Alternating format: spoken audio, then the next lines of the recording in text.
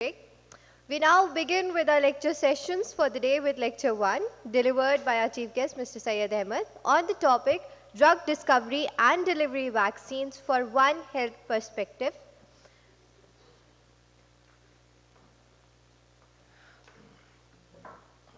Thank you. When I was told by Dr. Azhar to deliver this talk, I asked him how much time. He said 45 minutes. Normally it takes a full day. So the challenge was what not to speak today in these 45 minutes. Nevertheless, I will try my best to cover to the extent possible. All of us are aware that One Health is a concept that is gaining ground all over. And simply put, One Health simply means we need to take care of human health, animal health, and the environment around us. And I'll try and my best to cover this in a very short, whatever 45 minute slot we have, but keeping the vaccine context in mind. See, this morning when I started off, I talked about how much difference can a vaccine make. But if I add a number to it, every single dollar that is spent on vaccines has a direct healthcare benefit of almost $16 and broader economic benefits of $44. हर एक dollar जितना आप invest करोगे इतने benefits रहेंगे vaccines में. And one of the reasons why I'm repeating this, I will do it time and again in my today's interaction, inshallah, and the future interactions is because I strongly believe we will be able to set this up out here. And as far as One Health is concerned, I just gave you a very brief perspective. All that we are saying is we cannot look at human health alone. Whenever we look at human health, we also have to look at animal health, and we also have to look at the environment around us, and it's possible. Now, Azhar Sahab told me to give a very brief overview of what I do and exactly kya karte ho.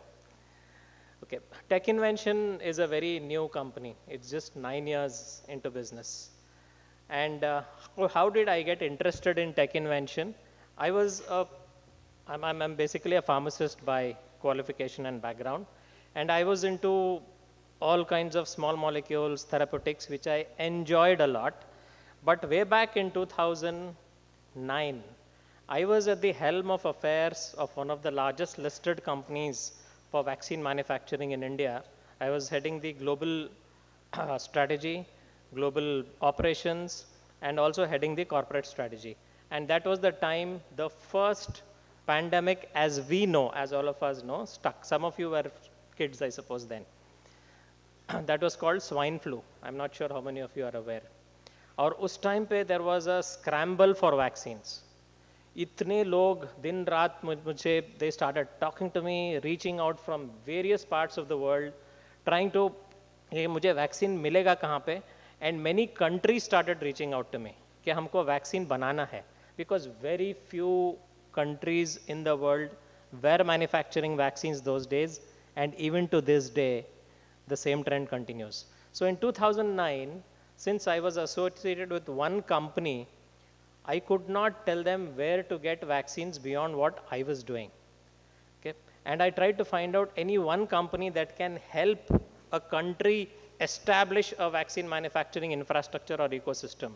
But I could not find a single organization, a single consulting firm that could have the end-to-end bandwidth on how to advise a country, a region, to how to set up a vaccine manufacturing facility. So that was the opportunity that I saw at that point of time.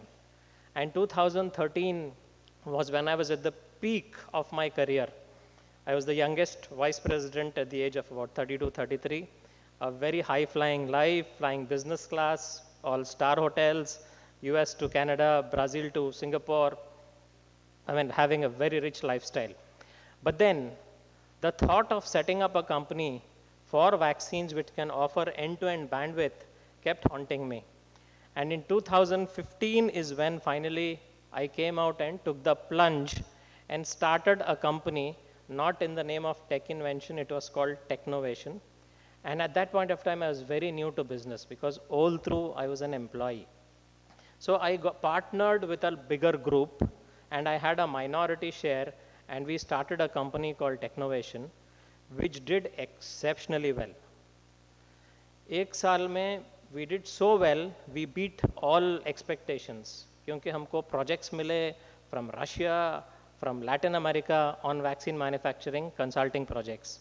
But then what happens is जब failure problem करता है तो success ज़्यादा हो जाती है तो भी problem करता है. We had serious differences of opinion between the partners, primarily around the ideological differences, because when it comes to low middle income countries, they cannot afford. So you will have to have tiered pricing. Many things, everything is not about profit. It's a lot about passion and purpose. And we had huge ideological differences to the extent that the company just fell apart. And when the company fell apart, I was literally thrown out of the company. Okay. So 2015, I was bankrupt. I had to sell my house. There was a team of about 12 people with me, and we did not have an office space either.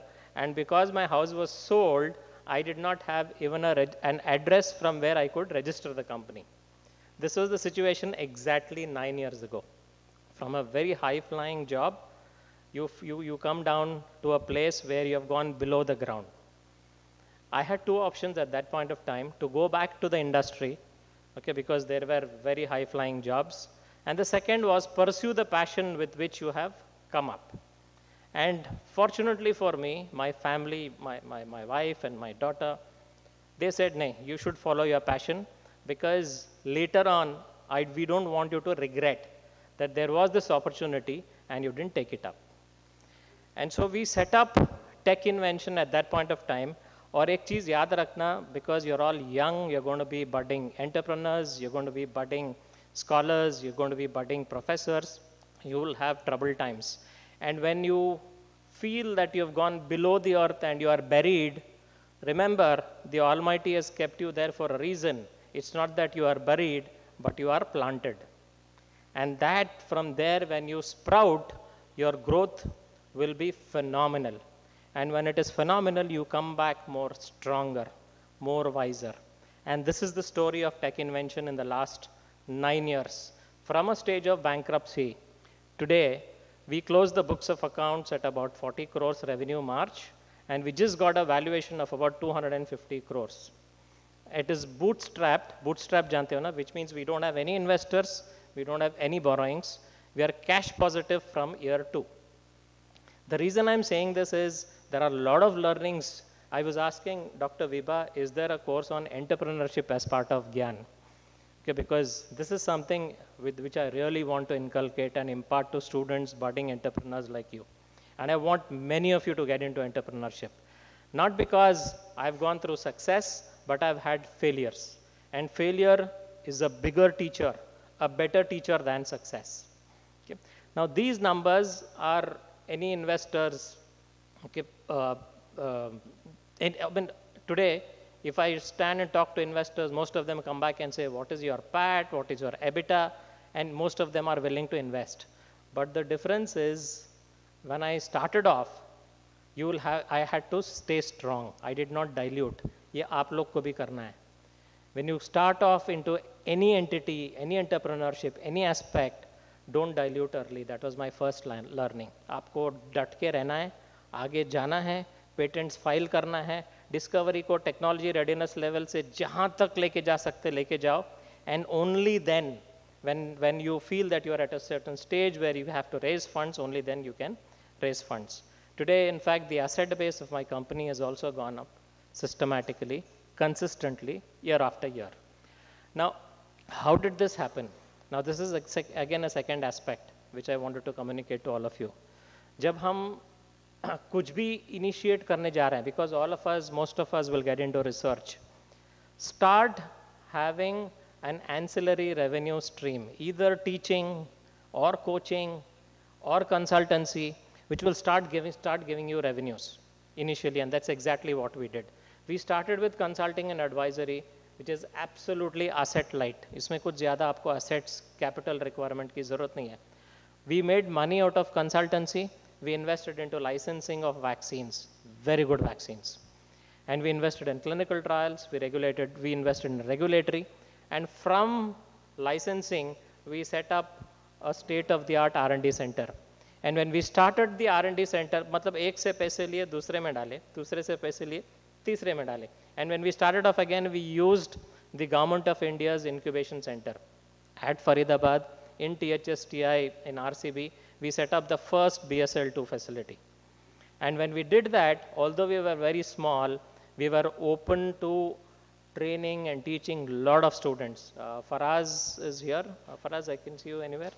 I think Faraz was one of our interns out here, and he was interning out there as a fresher, I suppose. We also collaborated with DBT BIRAC for a postgraduate diploma program in biotechnology, which even today DBT BIRAC praises as very pragmatic center. And from the R&D center at THSTI, 2 years ago, we have set up a real state-of-the-art R&D center and a pilot GMP facility in Navi Mumbai. It is called Horizon. And we do everything out there from bioinformatics to molecular biology to bioprocessing, formulation, end-to-end bandwidth. We've filed more than 15 plus patents, out of which 3 have been granted. And now is something that I want to really talk to the faculty out here. The regulatory stringency is changing year after year, month after year, month after month. पहले जैसा नहीं है. Even for preclinical batches of a protein-based product, you need a GMP-like facility. You will have to apply through Form CT10. Inspection के लिए लोग आएंगे आपके पास, और कौन सा inspection? Joint inspection होगा. State और center का FDA. They will come, they will see what kind of infrastructure you have. Do you have the unilateral flows? How do you handle your biomedical waste? What kind of SOPs, what kind of training? And only then they will give you permission to take batches for preclinical trials, animal studies. Okay. So when we start doing any research work as a research scholar, we'll start looking at it from a translational perspective. और ऐसा होना नहीं चाहिए that you reach a certain stage and there is a valley of death. Look at it from an end-to-end perspective. BIRAC का एक grant है, Biotech Ignition Grant. आप लोग जानते होंगे. This is the only grant which gives about 50 lakh rupees at the ideation stage. And it is the most competitive grant, TRL1 से TRL3 तक. अच्छा, अब अगर इसमें जब आप qualify हो जाओगे, in fact we were one of the grantees, तो आपको TRL1 से TRL3 का आइडिएशन के ऊपर सवाल तो होगा ही, but more importantly they will ask you how will you take it to market. मतलब आपको उस तरीके का एक विजन दूरंदेशी चाहिए. So even at a very very basic research stage, and until unless that happens, the entire process of your research will come to a standstill. Now from there, now we are getting into setting up a commercial scale vaccine manufacturing facility in Mumbai, which I will talk about in some time. Consultancy mein today we are advisors to Asian Development Bank, advisors to World Bank, United Nations, operations of Project Office. In सब के बड़े बड़े vaccine infrastructure projects हैं where we are advising, and alhamdulillah we are doing quite well. When it comes to licensing in, we have done some very good licensing. The world's first recombinant pertussis vaccine, we did the clinical trial and it's due for approval. We have varicella, hepatitis A, all these vaccines is something that we've licensed in at very late stage. And today, our R&D center is all built around sustainability. I would encourage all of you, at least the faculty out here, to send out batches to our R&D center. Okay. We will be happy to train, coach, provide internship for about a short term, maybe about a week or so, followed by a more intensive program. Yeah, but then the challenge is we have to accept that Mumbai is an expensive place. So we will have to find ways and means on how to manage the resources together. Okay. And here everything is around sustainability. Even the air handling units that we use consumes 40% of the actual electricity. We have what is called as a zero liquid discharge. कोई भी इस waste में नहीं जाता है. After we inactivate the liquid discharge using the kill tank system, it all gets evaporated using these ZLDs. These are the contemporary concepts that are required from a sustainability perspective.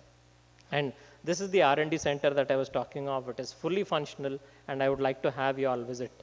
And when it comes to our indigenous portfolio, this morning I talked to you about 2 or 3 vaccines where we have taken the technology from outside, but inshallah we will be coming up with the world's first hexavalent vaccine, 6-in-1 vaccine for meningitis.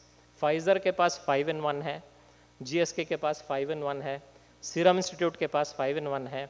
We are getting into 6-in-1. और अगर आपने ये 6 सीरोटाइप्स meningitis के club कर दिए, you are covering 100% of the pathogens that are responsible for meningococcal disease. And this is a very, very important vaccine for Hajj and Umrah. It is one of the mandatory vaccines, ACYWX. But if you combine it with B, because B is part of global north prevalence and ACYWX are prevalent all across. And when Dr. Saab talked to me about visiting Saudi Arabia, I'm coming to you, sir, with this, because if Saudi Arabia can take it up, I think we will have a fantastic product coming out from India, which can benefit all, because that's one place where 150 countries, millions of pilgrims come together, and we need to protect them. And I think this is what I will share with you. And if this comes through, Azhar Sab, this visit would be the trigger and initiation for that. Okay? And there are many more such cutting edge technologies that we are working on. और इसमें क्या है? It is not just about discovery. Delivery is much more important. When we are talking of delivery, there are two things that we look at when it comes to vaccines. One is delivery from a formulation perspective. The second is delivery of reaching it to the most required vulnerable populations which reside in the rural part. Almost all vaccines are thermolabile. They need cold chain. तो हम लोग उसको last mile delivery की बात करते हैं. Okay. So when you're talking of delivery, it's not just the formulation on how to administer, but it's also how to make sure it is accessible and reaches the desired point of care, point of use. So delivery from both the perspectives are very important from a vaccine context. And this is what I want to talk to you about in some time. Now, this is the technology we got from ICMR for the next gen malaria vaccine. We are one of the very few companies. When ICMR, we were pleasantly surprised last month, called up and said, you are one of the recipients for our technology. And we were so happy when they said, हम इसका कोई पैसा नहीं ले रहे हैं आपसे. 0 milestones. If the product is successful, you just pay 2% royalty. That is the kind of confidence and trust that organizations like ICMR will lay on you, provided you do good groundwork, when your fundamentals are strong. And this was what happened yesterday this was a press conference at IIT Bhubaneswar and ILS, where we in-licensed the next generation of TB vaccine. I'll talk to you a little more about it when we go. When we were getting into it, we were spotted by DBT BIRAC, and this is what happens when we work very closely with the academia. We worked very closely with THSTI, and I was very, very pleasantly surprised when we were invited to present virtually to the Prime Minister of India on the concept of nudging the DNA with a handful of startups. Okay, this is the kind of visibility that you get when you partner with the academia and industry. And from there on, there was no looking back. We have got so many accolades. Okay. When we get into entrepreneurship and when we get into setting up a business, it is not just about profits. We will have to look at it from various perspectives. One of the most important aspects, even for an institution, an organization, academia, is good corporate governance. The world's #1 rating agency is Dun & Bradstreet. And last week, Dun & Bradstreet upgraded us from a low-risk SME to a lowest-risk SME. Okay, which means that there is nothing beyond this in terms of corporate governance, and they look at it from the point of business strength, liquidity, profitability, payment behavior, sector performance, and all that. And in addition to that, we just converted from private limited to limited. From an entrepreneurship perspective, when you start looking at a startup, आप शुरू में क्या करते हो? Proprietorship firm set up करते हो, because it's easy to set it up. उसके बाद LLP बनाते हो, उसके बाद private limited में जाते हो, उसके बाद limited में जाते हो. Limited is the highest level. But let me tell you, if you are very, very serious about putting up something, not only for yourself, but from a legacy perspective, don't start with proprietorship or LLP. BIRAC DBT चाहे DOP के आधे grants का qualifying criteria private limited company के ऊपर होता है, which means you are serious about it. The compliances बहुत ज़्यादा रहते हैं इसमें, but it is worth it if you are not thinking long term and if you are looking about serious business. Last year, we were part of the Forbes India 200 listing, and I think we are one of the only companies into serious biotech which got into this. And the most important thing for a company to sustain and grow, when you saw those numbers, is not just the strategy, it is the culture that matters. Culture, the way you treat your employees, the way the camaraderie exists. और इसमें world का number 1 organisation है, it's called GPTW, Great Place to Work. Okay, Great Place to Work, they rated our organization 2 consecutive years, and both the years we have beaten the industry in all parameters of credibility, respect, fairness, pride, and camaraderie. So when you have a strong fundamentals, it's not just about strategy, it is about culture, because it is people who will deliver the numbers for you. And using those numbers, you will invest and generate into value-added products. Going forward, the quality aspects are very important. ISO certifications is what we got. DSIR recognitions is what we got. Publications are important, but more important than publications are patents. Keep in mind, please do not publish a paper unless you have put up a provisional patent application. उसके बाद आपको 1 साल का time है to go ahead and file the full application.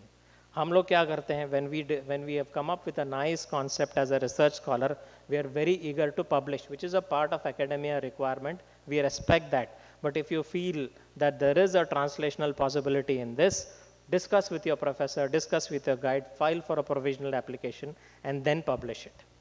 Very important from a long-term perspective. And then, of course, I'm not going to talk much about IP here for want of time. You do it through the PCT route, not just the national phase filing. Because today, we have to look at it from the world, not just India. Okay? And it's not very expensive. And when you set up a company, like a startup, the DBT BIRAC system, they pay for your patents, they pay for your filings. Let's utilize those. Why can't we have a small incubation center out here, which is very, very specific, which is sector agnostic, and you will have all the privileges that the government infrastructure and ecosystem enable. And we will be very happy to support and collaborate with you on that. Okay, so let's look at it from that perspective.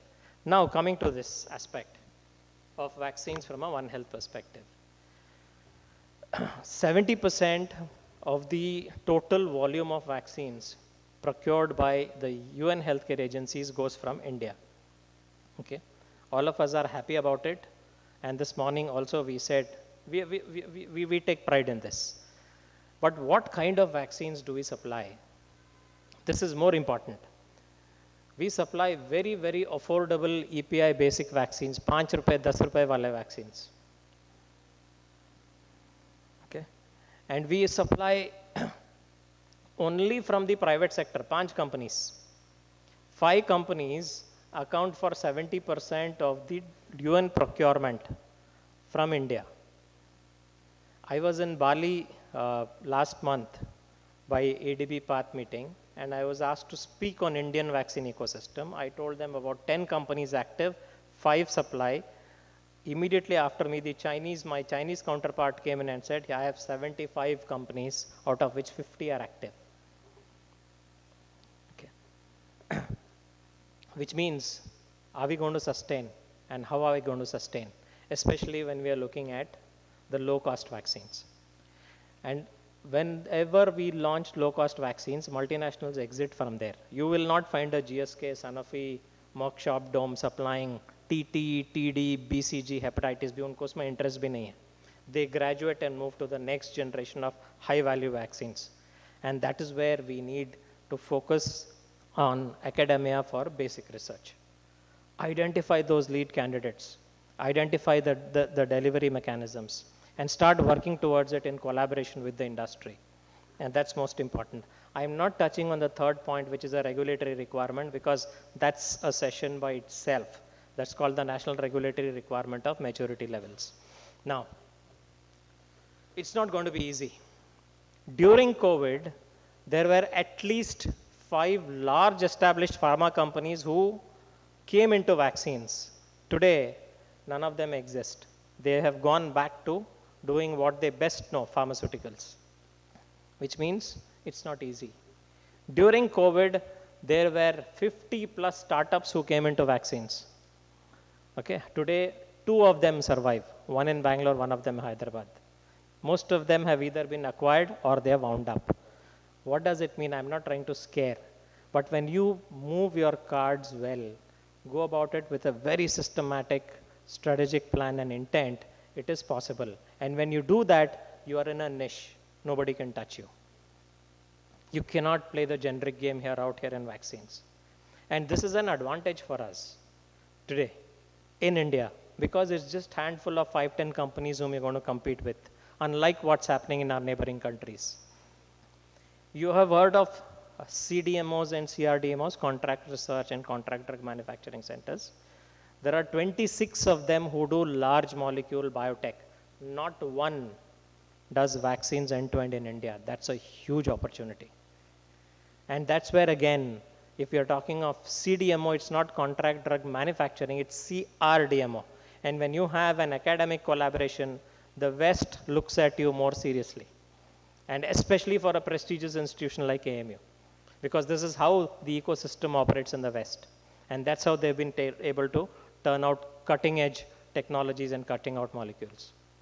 Today, we say we have 70% of the world's volume by UN procurement agencies, but how many companies in India manufacture mRNA vaccines? Just one. Just one. And that to the conventional. How many companies in India have the adenoviral vector technology? Zero. How many of us manufacture OMV based platform technologies? Zero. And these are the technologies that are technologies of the future. So if you're looking at doing any kind of research, let's look at contemporary platforms, not the conventional platforms. And there are so many vaccines which are high priority, which are not manufactured in India. So on one hand, we are talking of global leadership. On the second hand, there's a huge gap. And what are we sitting on? We are sitting on low cost pile of huge volume. Okay? And that's where we need to bridge. And there are opportunities out here. And if there is any one field that is the best funded for research, it is vaccines. Okay? You have the Gates Foundation, you have the Wellcome Trust, you have Carbex, you have GARDP, you have innumerable organizations we're going to fund. I'm skipping some of these points for want of time, but also the fact remains that when I decide which vaccine to choose from, okay, one of the key criteria that I will choose is the pre-qualification criteria of WHO. WHO has a criteria called pre-qualification, which means if my vaccine gets pre-qualified, I have a very high potential or propensity to take part in the global tenders and bids of UN healthcare agencies.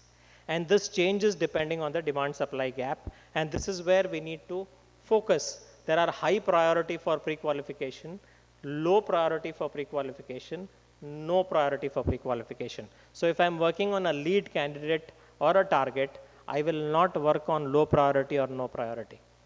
It may sound very interesting from an academic perspective, but it will not have any value when it comes to the commercial aspect because there is no demand supply gap. There are adequate manufacturers. And this list is a dynamic list. It is in the public domain and you can easily see it. You can easily see how from 2018 to 20 to 2024, 26, the priority changes. And so what we were talking of, the meningitis vaccine is a high priority for pre-qualification, at least the combination vaccines. And another aspect out here and when it comes to vaccines is combination vaccines help because it reduces the number of pricks, the number of visits to the clinic, the number of cold chain requirements, and that's where formulation comes in. very, very, very handy. Okay. You use novel adjuvants, you use stabilizers, and the formulation department, especially if you have a nanotechnology based focus, it's all the more better. Okay. And this is the medium priority, and you have a no priority and a low priority. And for the first time, to enable researchers and academic institutions, for the first time, WHO last year has come up with vaccines where the focus should be on research. And what does it have? COVID, of course, now no, but novel OPV 134, monkeypox, tuberculosis, Shigella, Gurubupi, streptococcus, and Sabin IPV 19 S strain, which means the global organizations are telling us there is a huge demand supply gap, and if you are going to focus, if you want to make a success of it, focus on these candidates. And it's all there in the public domain. Okay. And the second aspect that we need to look at is antimicrobial resistance. All of us are aware if there is one aspect that is causing more deaths than accidents and cancer put together, it is antimicrobial resistance. Simply put, it is resistance to antibiotics which is creating havoc all across, happening not only in humans but also in animals. Okay. Now, out here, there is a bacterial priority pathogen list which WHO has put up in 2024. You have a critical group, you have a high group, high focus group, and you have a medium group. The pathogens are clearly listed there, and most of these don't have vaccines. You take a Pseudomonas aeruginosa, you take an E. coli which causes the urinary tract infection, you cause A. baumannii, these are all nosocomial infections in hospitals and so on. None of them have a vaccine. These are opportunities for us. And when you do this, there are specific bodies in AMR which will fund you. There are some which fund you from TRL 1 to 3, some which fund you from TRL 3 to 6. And so you can actually plan and map out whom to work with. There are specific organizations like the Rights Foundation. If you collaborate with a university in Korea for this, there are specific grants that will keep coming to you. And such grants, bilateral country trade related grants, are much more easier to access. In fact, we are in advanced stage of securing one for in vitro diagnostic for point of care tuberculosis. So let's look at it from the bacterial pathogen priority list. Trust me, none of them have any vaccine. And they are a dime a dozen. So when we look at vaccines, we look at it from seasonal limitations, which are seasonal diseases. There are residual unmet needs. In fact, there is a long list of unmet needs, the related vaccines, persistent global threats, potential outbreaks, neglected diseases, and nosocomial challenges. I'm not getting into each of these for want of time, but yes, I'm leaving the copy of this presentation with the organizers here for circulation. And at any given point of time, if you want anything further on this, if I'm not available, my team will be very glad to help and support you on this. Now, we talked about human vaccines. What about animal vaccines? For every 2 cattle vaccinated, 1 person avoids hunger. A study is published. In fact, I would say animal vaccines are as important or even more important than human vaccines. Every outbreak that we have seen is of zoonotic origin, मतलब जानवर से आदमी में आया है. आप Zika ले लो, आप इबोला ले लो, आप कोविड ले लो, आप स्वाइन फ्लू ले लो. How will you break the transmission? You will have to take care of the animals as well. And these zoonotic diseases are of very, very high importance. And not just that, when you look at an agrarian economy like India and also most of Africa, some of the South Asian countries, a lot depends on livestock. Now comes the interesting part. This is more for researchers. ये platform technologies हैं जो humans में use हो रहे हैं. Okay, there are inactivated vaccines, subunit vaccines, mRNA vaccines and so on. Now if you look at animal vaccines, there is 100% overlap on the platform technology. जो यहाँ पे use होता है वहाँ पर भी सेम प्लेटफॉर्म यूज टेक्नोलॉजी ही use होता है. Only thing is in animals थोड़ा कॉम्प्लेक्स है क्योंकि वहाँ पे वाइल्ड एनिमल्स अलग हैं, कंपेनियन एनिमल अलग हैं जैसे कि पेट्स हैं घर पे, and livestock. We focus more on livestock because that has the maximum impact. but the same technologies apply here and there. So when you pick up, yesterday when I was in IIT Bhubaneswar, I said, when you're doing the TB vaccine, 2030 tak TB Mukt Abhiyan, Pradhan Mantri is on. Okay, and you need a vaccine for that. But जब तक आप human tuberculosis eradicate करते चले जाओगे, bovine tuberculosis जो गाय भैंस में हो रहा है वो बढ़ रहा है, और इंडिया में वही स्ट्रेन यहाँ पे है जो वहाँ पे भी कॉज कर रहा है. Until and unless you eliminate that, how will you eliminate tuberculosis? Malaria, okay, caused in humans through vectors, mosquito-borne disease. There is a new type of malaria which is coming up all across South Asia. आप कभी Google करके देखना. It's called monkey malaria. It has already got resistance to human drugs. Okay, and it is coming in from the monkeys into humans. Okay, in fact, elephants in Kerala recently have been spotted with chikungunya. I mean, you can imagine what's happening out there. And this is an opportunity for life science researchers, opportunity for even students in the engineering side, because like we talked about this morning, it's a cross-functionality, interdisciplinary aspects which come together to create cutting-edge technologies. And that's when, if you look at the total value and volume of the markets, human vaccines का fraction है animal vaccines, whereas the animal का population ज़्यादा है. Human में grants बहुत ज़्यादा हैं. Okay, you just see the kind of number of patents that have been filed. Okay, the red ones indicate for a particular platform technology in vaccines. The red one indicates patents filed in the human side, and the blue indicates patents filed for the animal side.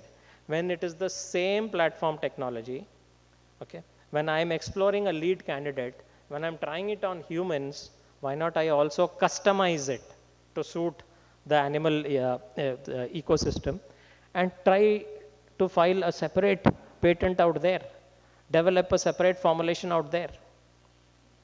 It helps. Okay, I'll give you another challenge, and this is to Dr. Azhar's team. सब vaccine दिया जाता है 0.5 ml. Okay, most of it is given through the intramuscular route. The same vaccine अगर आप intradermal देते हो 15 degree case में 1/5 हो जाता है dose. From 0.5 it comes down to 0.1 ml. Okay, the challenge is how do the healthcare workers administer it intradermally? This is called fractional dose, and this is proven and it is allowed by WHO, government of India. जब rabies vaccine का shortage आया हर जगह पे, so the government started advocating it by ID route, 1/5 the dose. मतलब अगर 500 रुपए का है तो 100 रुपए हो गया. और जब आप एक को इम्यूनाइज करते हो इंट्रामस्कुलर रूट से, आप वही एंटीजन को उतने ही क्वांटिटी में 5 लोग को इम्यूनाइज कर सकते हो. And India is an exemplary example. We immunise almost 20 million babies every year with ID route of IPV, but there is no device which is a low cost device. एक low cost device चाहिए जो आप यहाँ पे रखिए और वो intradermally चला गया. And that this should be an engineering marvel. We need a low cost device out there. And I'm telling you, if we are successful with this, we have some prototypes and we are looking for partnerships out here. We need an engineering faculty, we need medical faculty out here. And we need, of course, formulation experts. If we come together and develop, believe me, it's $1 billion product. Human papilloma virus का जो vaccine है, it is proven 1/5 the dose ID route. Influenza vaccine, it is proven 1/5 the dose ID route. Injection इसमें injectors हैं, auto injectors already are available. I'm telling you that. Novo Nordisk के पास है, PharmaJet है, all US based, but very expensive, beyond the reach of a common man. And that's where innovation comes in. And that's where institutions like AMU should start working on. And this is something that we can do. And this works not only in humans but also in animals. Just that animals में थोड़ा device अलग करना पड़ेगा क्योंकि animal का hide अलग रहता है. उनका dermis का और subcutaneous के जो angles रहते हैं वो अलग रहते हैं. So you need to customize it. But there is huge opportunity.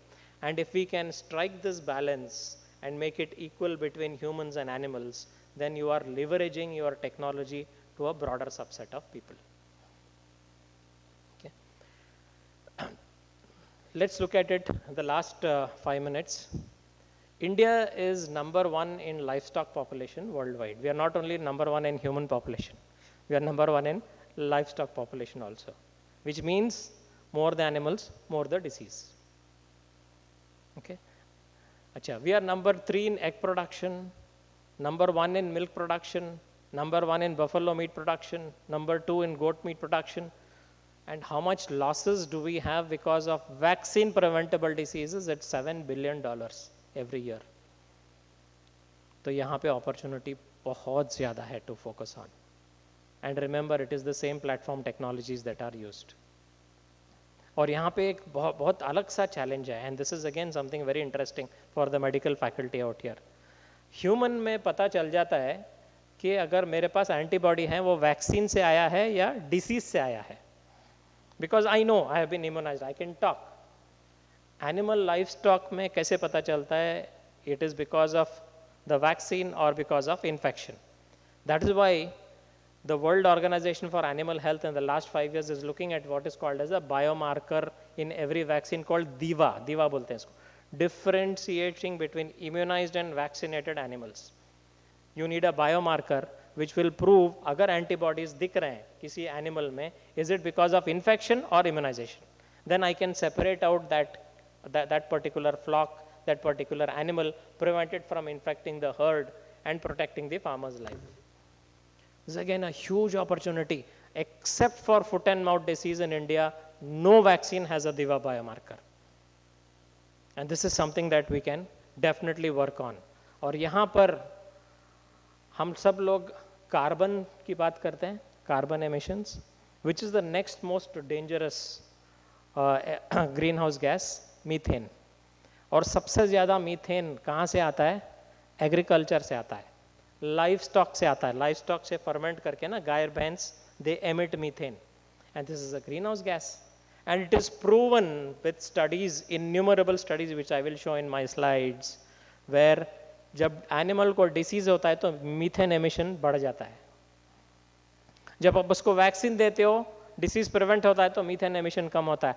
आप सस्टेनेबिलिटी पे काम कर रहे हो कि नहीं कर रहे हो?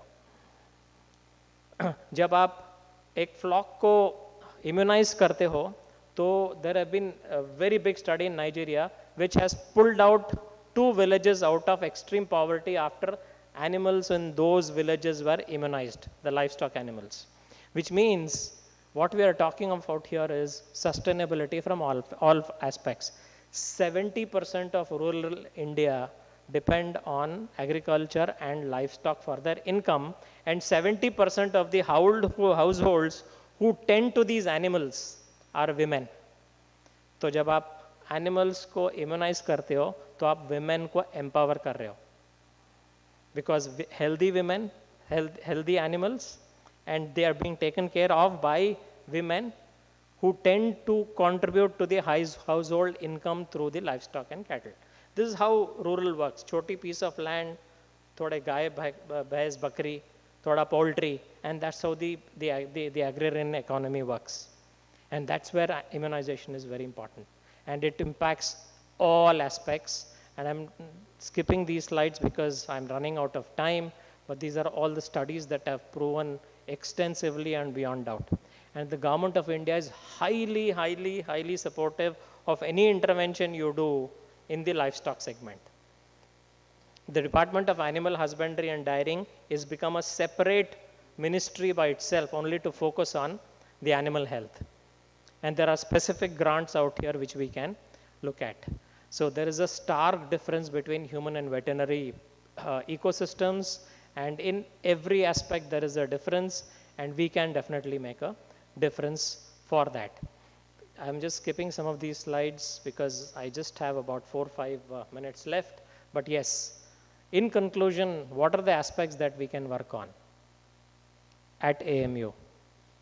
First is, if we can come up with something which can contribute to thermostability. Cold chain hatana hai. Room temperature पे सप्लाई करना है वैक्सीन को. There are no room temperature vaccine anywhere in the world. It is possible. बहुत बड़ा काम होगा इसमें. Billions of dollars will be saved. Thermostable vaccines is a big thing, and there are huge amount of grants for that. Second, can we develop some novel adjuvants from a chemistry perspective? Most of the adjuvants are chemical moieties. We have alum based adjuvants, squalene based adjuvants. Adjuvant क्या करता है? Antigen का quantity कम कर देता है. आप adjuvant डालते हो तो antigen का requirement कम हो जाता है. We need antigen sparing action. Can we work on novel adjuvants out there? Third is, can we come up with affordable devices which can reduce the dose from 0.5 ml to 0.1 ml? And fourth is, can we focus on intellectual property and push pull factors with all these aspects together? ये तीन चार simple चीज़ें हैं, because there are too many things if we get into, then we will not be successful. What is doable, what is possible, and where there is potential. Now, to enable this to happen, we are setting up a manufacturing facility in Mumbai. It's called the Global Collaborative Center for Medical Countermeasures. We already have got into MOUs with VaxHub, which is Oxford and UCL, Bactivac. Very soon we'll be signing up with Cleveland Clinics. हर जगह funding का crunch आ गया है, after the regime change in the US. And people want to offload research to places who do good research, quality research, and affordable research. And our objective out here in this center is to bring in candidates from academia, research institutions, and take it through the complete translational route all through the way up to marketing authorization and WHO pre-qualification. This is a very unique model that we are working on, and this model has got the government support. Last week, you can see the date there, 21st of November. This is a press release from DST and TDB. The government has said. Okay. And this is the current status of the project on the left hand side. Inshallah, in about 2 quarters from now, we will complete the project. And any of you have any thoughts, we will be happy to collaborate, bring it down here. And this project at the World Local Production Forum in Netherlands, Hague, was rated as the #1 project in terms of impact across low middle income countries. And this is where I would like to collaborate with AMU and wish you all the best. Thank you.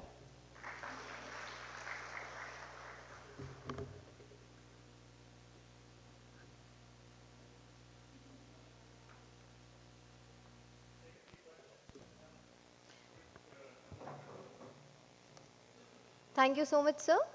We will now take the next 15 minutes for an open discussion based on the lecture delivered.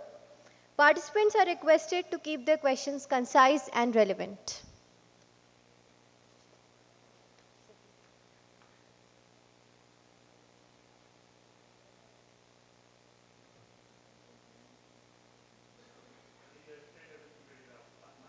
No, I think vaccines is a new subject. So, so it takes time. I quite understand. Yeah.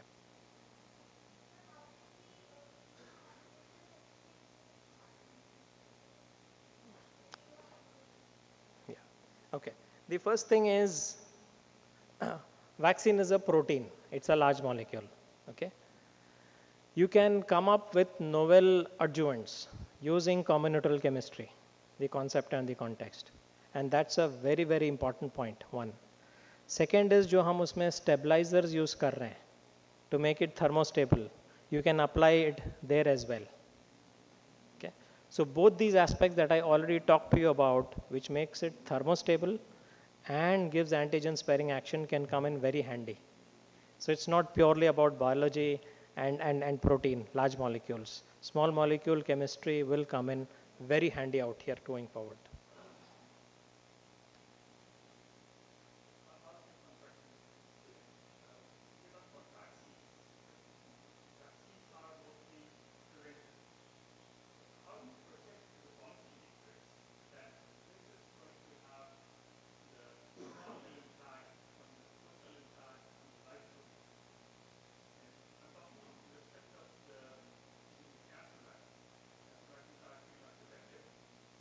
Therapeutic.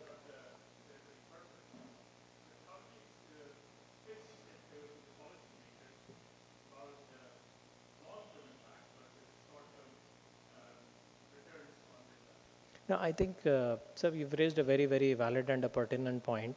Ever since the CGT concept has taken off, cell and gene therapy, especially around the CAR T and so on. So people at, especially in the center, I'm talking of India, have come up with specific grants around that. But about 6 months ago, I had a personal meeting with Dr. Rajesh Gokhale, who is the DBT secretary. And we made a very short presentation to tell him what Moderna, okay, and BioNTech, just two companies as case studies, are doing. Moderna and BioNTech have three candidates each in the arena of therapeutic cancer, and all of them in advanced stage of clinical trials, phase 2, phase 3, and so on. And then we also gave an examples of one or two Korean companies. And we said in India, hardly anyone is working on it. Sequel to which, they came up with a first grant on mRNA-based biotherapeutics. This grant just got released last month, which means the awareness levels we will have to create. And if you're able to, today at least the government is quite open, what I can mention. You put up an application, ask for an appointment, meet Dr. Jitendra Kumar, the CEO of BIRAC, meet Dr. Rajesh Gokhale, meet Dr. Jitendra Singh and DST, and come up with a very short presentation. And I'm sure they are all yours. So the awareness levels have already gone in, and every time we will have to show a little bit of fear कि देखो वहाँ पे इतना सब हो रहा है हम क्या कर रहे हैं, and that's when they get activated. तो उसके लिए काम शुरू हो गया है already. One. Second is I think we need to combine or collaborate with leading cancer research institutions, okay, especially organizations like ACTRAC, or for that matter AIMS at Delhi. Now these organizations have a very positive perception in terms of research when it comes to the authorities. When we get into some kind of an association with them and put up a joint application or a joint appeal, it is heard much better. Last but not the least, when these things happen, one of the biggest challenges are if there is no regulatory pathway, then how do I go about conducting my research? That's the biggest challenge. That's when we need to also involve the regulator and appraise the regulator, because unless there is a regulatory guideline, आज तो research करने के लिए भी regulatory guideline है beyond TRL3. So ये तीन लोग को हमको appraise करना है, and there are ways of doing it. They have opened up 2-3 also hotlines. One is called e-Vartalap, which the regulator has opened up. You can put it up online and the window, and they respond in 48 hours normally. DBT has also has started a concept called Patent Mitra. I'm sure some of us are aware of it. Usme you can put it up if you have a new concept, new idea, and they will definitely come back to you with people from different authorities, and they will tell you different regulatory bodies, different authorities who will come together and support you on how to take this ahead from a translational perspective. So all these things are happening, just that we need to put some concentrated effort and it will happen. Yes, sir. Thank you for enlightening us about the vaccines. Although it is not my area, not my core area, I will call, but we are doing some work in the vaccine area. And, you know, from Saudi Arabia recently, there was a Merck's vaccine. And it comes and goes, comes and goes. And clinical trial is very difficult to do in vaccine. So can you shed some light on, you know, in SARS, we rushed the clinical trial and we have the side effect. I don't know whether it is true or not. Although I have taken all 4 vaccines from Moderna and Pfizer, I don't feel anything, but people say that. I don't know how to believe it or don't believe it. But can you talk about a little bit of clinical trials of your vaccine and how you're going to overcome that? Yeah. Because in drug discovery, it is 10 years almost. Yeah. So for vaccines which are already listed by WHO as priority for pre-qualification, there are very clear pathways. There is something called as QTTP, Quality Target Product Profile. Okay, and if you follow that, then we don't go astray. Then in the clinical programs, you will not have challenges with the ethics committees and so on if you follow that one. Second is, if you're talking of a novel vaccine, okay, supposing I'm coming up with a vaccine which is a second or a third. Like in case of pharma, you have bioequivalence and bioavailability studies where you prove. In case of vaccines, we do what is called as a non-inferiority study. Okay, you take a licensed and a registered vaccine, and I need not prove efficacy with my vaccine. I only have to prove that my vaccine is non-inferior to the innovator or any licensed vaccine from an immunogenicity and safety perspective. That becomes less cumbersome. Third, there are diseases which have very small pockets and outbreaks. Some of them are very serious, like you have Lassa, you have monkeypox, you talked about MERS. उसके लिए there is a separate organization और इसमें ना कोई पैसे नहीं डालता because मैं बना भी लूँ तो आउटब्रेक आएगा तो कोई 10,000 डोज लेगा. It doesn't make business sense. So there is an organization called CEPI, CEPI, Coalition of Epidemics Preparedness Initiative. Okay, if you Google CEPI, you will come down. CEPI has listed down such pathogens which are rare and have periodic outbursts here and there, and they know it is not profitable for the industry to invest, so they invest. And MERS is a priority pathogen for CEPI.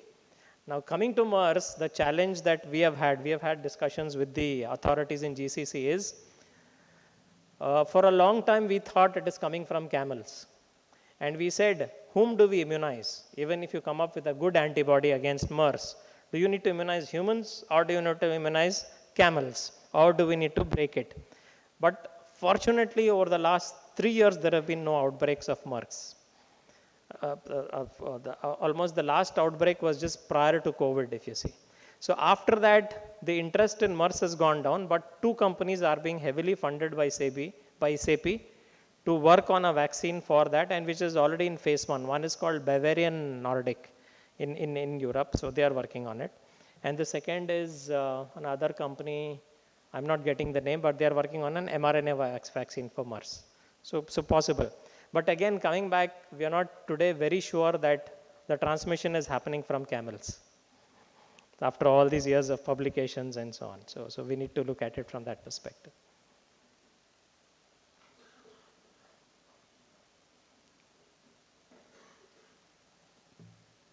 Thank you very much for your enlightening talk and motivating talk for the student present here, especially those who are going for startups.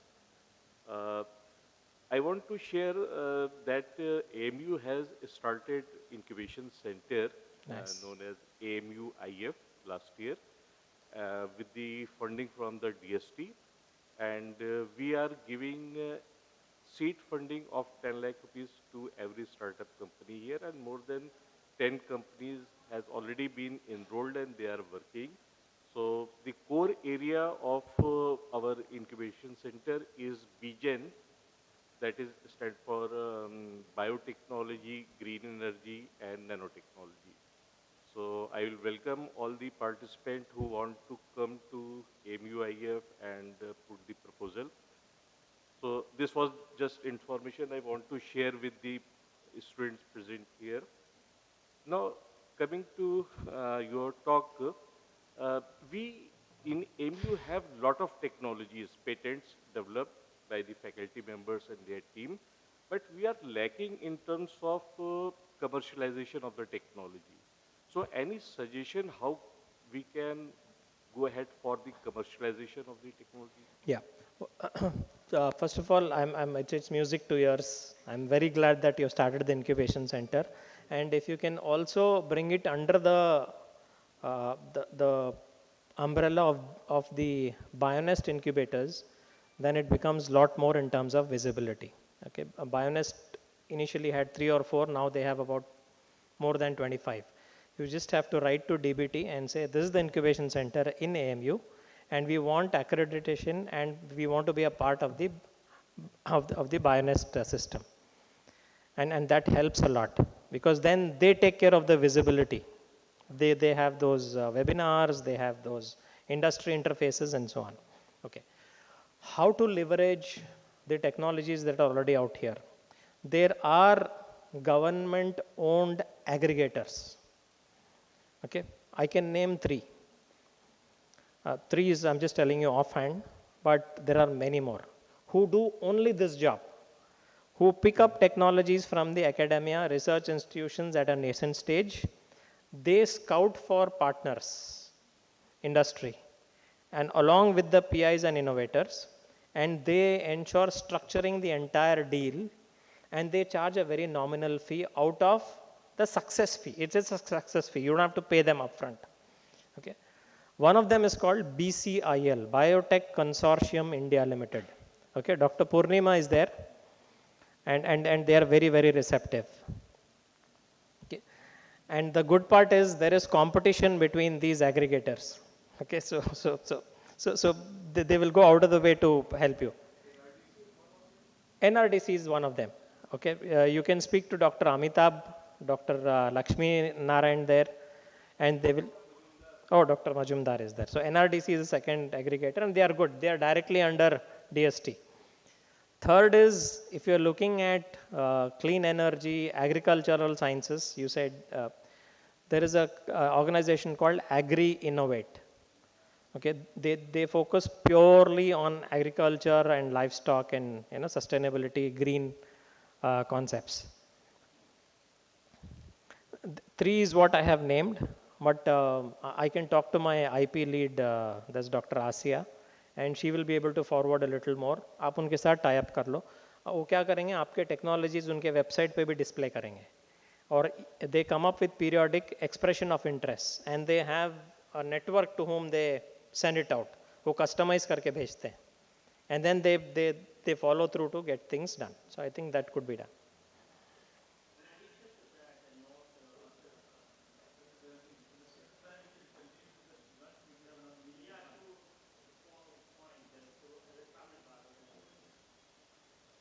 So, on a similar line, your question, a month back, I was in Jensar in Bangalore, Jawaharlal Nehru Scientific Advanced Research. So, they presented, we as a team went there, and they pitched with the 5 minutes pitching point, and they all faculties, 4 or 5 faculties, they came up, they brought their own idea, what is they're doing, what is the data, how they can help. And out of that, we have a couple of collaboration already started with them. Though very small, LCMS based, HRMS based collaboration we have done with them. They have an Orbitrap and all those things. So if that line, your team, if you can make a team and take a lead in it, in your department or somewhere with the life sciences with a different perspective, and make a pitching note and bring each industry people, get 5 minutes, very professional way. I think that's the way Yep. people can start. Exactly. Yeah. Thank you, sir, for that. And one last suggestion, sir. I strongly believe you should connect with C Camp at Bangalore. Dr. Taslim Arif Sayed is there. He was specifically pulled back from the US and Europe by the government of Karnataka. 70% of the government grants go to C Camp. अगर AMU और उनका collaboration हो जाता है, and they're open to collaborations, oh, then it'll put you in a different league altogether. Yeah, and Dr. Saab is there at Bangalore, so he can connect you. Yes. Ma'am बैठ के बात करो चलिए. Good morning, sir. Sir, I want to know, is there any, today currently, any plant-based vaccines or plant-based adjuvants present? Oh yes, there's a lot of research happening around plant-based vaccines. And how to proceed in this, how to proceed? And the way to do it is again, what kind of disease are you candidate are you targeting? If it is high potential candidate, okay, then it will definitely get noticed. Then we'll have to look at and what TRL level you are. Okay, this will require a policy change. Okay, so which means we need to work very closely with incubation centers that are operating out of Bioness, because I'm assuming it is at early stages of technology. And then what happens is at every stage the government will handhold you, especially the Department of Biotechnology and BIRAC. They will handhold you and they will take you systematically out there, because there is a very, very strong perception or a trend or rather advice from the ministry to look at plant-based vaccines and adjuvants, although there is no clear policy or guideline around it. So if you have decided to work around it, put up a concept note, talk to DBT, send out a note. They will call you for a discussion and then go about it systematically. But it is very much required.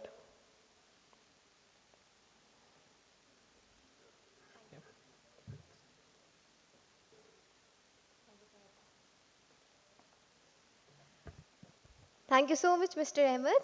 I think this program will surely lead to great collaborations. Now, thank you everyone. We will now break for lunch. Kindly join us back by 2 p.m. for the afternoon lecture sessions. Thank you everyone.